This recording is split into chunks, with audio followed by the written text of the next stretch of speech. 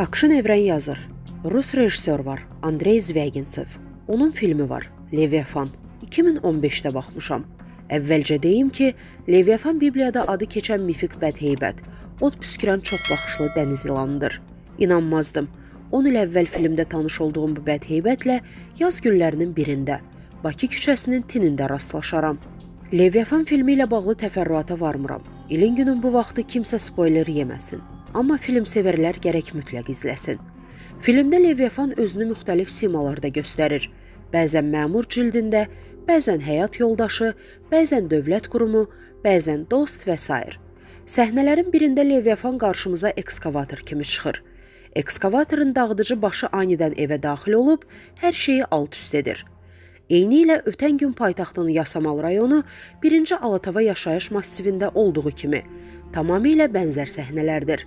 Fərq budur ki, Rusların Leviathanı daha insaflıdır. Sakinlər getdikdən sonra evi dağıdır. Alatavada peyda olan yerli Leviathan isə evdə qadınların, bəlkə də uşaqların olmasına məhəl qoymadı.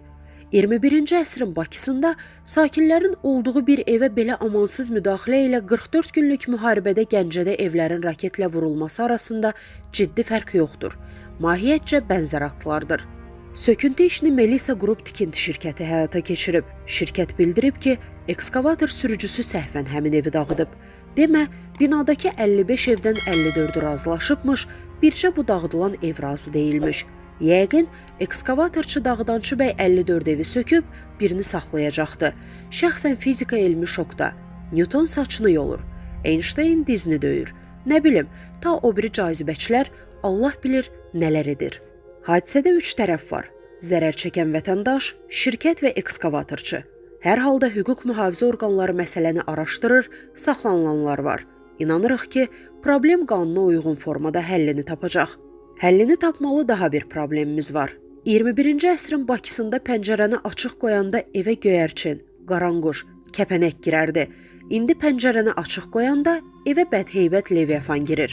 Ekskavator cildində, tikinti şirkəti ruhunda. Əziz izləyicilər, xəbərlərdən məlumat almaq üçün kanalımıza abunə ola bilərsiniz.